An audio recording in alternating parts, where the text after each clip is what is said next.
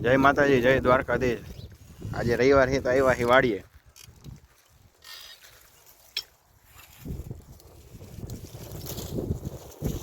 ભોલુભાઈ આવ્યા છે.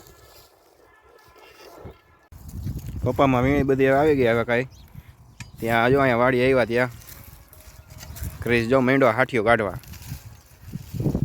હા, સારું ફાવે યાર. આટલું આટલું જ કેમ કાઢે? આખા ચા નથી લેવાના? એવું છે. જો વાં કપા ઉતારતા જાય ને અહીંથી પછી હવે હાથીઓ કાઢી.